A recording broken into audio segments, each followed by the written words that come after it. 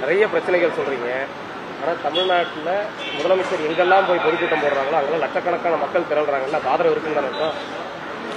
இப்போ மக்கள் திரண்டாங்கன்னா ஆதரவு இருக்குன்னு சொன்னா, அப்ப இன்னைக்கு புதிதாக ஒரு நடிகர் துவங்கிய கட்சிக்கு அதை விட அதிகமாக கூட்டம் திரள்கிறது. அதுக்கும் ஆதரவு இருக்குன்னு நீங்க சொல்ல வரீங்களா?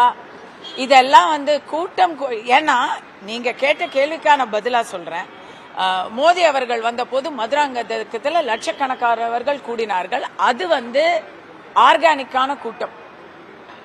யாருமே அந்த இடத்துல சினிமா கவர்ச்சியையோ அல்லது பணத்தையோ அதிகார பலத்தையோ அந்த இடத்துல பிரயோகிக்கல. அங்க வந்தது உண்மையான கூட்டம். அதை நான் கண்ணால பார்த்திருக்கேன். நீங்க சொல்ற கூட்டங்களுடைய ஜனங்கள் எப்படி வராங்கிறதையும் நம்ம தெரிஞ்சுக்கிட்டு தான் இருக்கோம்.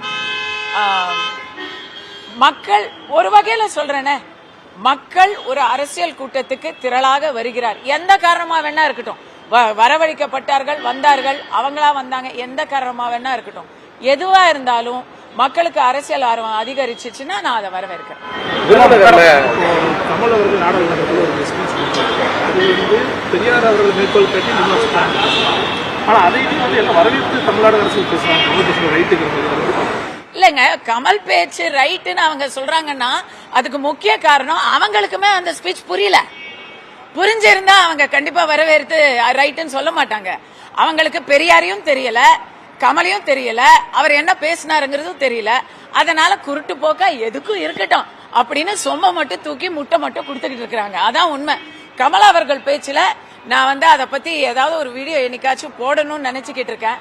ஆரம்பமே அவரு பவதி பிக்ஷாந்தேஹி என்று தெலுங்கில் பிச்சை எடுத்த தியாகையர்னு சொல்லி தியாக பிரம்மத்தை அவமானப்படுத்தி தான் அவரோட ஸ்பீச் அவர் ஆரம்பிக்கிறாரு. தெலுங்கு பாஷையும் தெலுங்கு மொழியும் அவமானப்படுத்தி தான் அவர் ஸ்பீச் ஆரம்பிக்கிறாரு. ஆனா இந்த கவர்மெண்ட்ல பொய்யா கஸ்தூரி மேல தெலுங்கு மக்களை பேசினாங்கன்னு வழக்கு போட தெரியுது. ஆனா தெலுங்குல பிச்சை எடுத்தாரு தியாகராஜரு அப்படின்னு சொன்ன கமலை பாராட்ட தெரியுது. அப்படின்னா பாத்துக்கங்களேன்.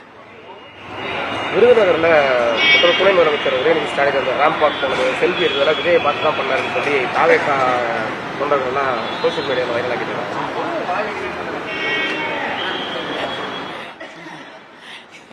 எங்க ஒரு துணை முதலமைச்சர் என்றும் பாராமல் அவரு நடந்தா குத்தம் நின்றா குத்தம் அப்படின்னு ஆரம்பிச்சோம்னா அது போனா போகுதுங்க. ஒரு ரேம்ப் வாக்கு தானே, நடந்துட்டு போகட்டுமே.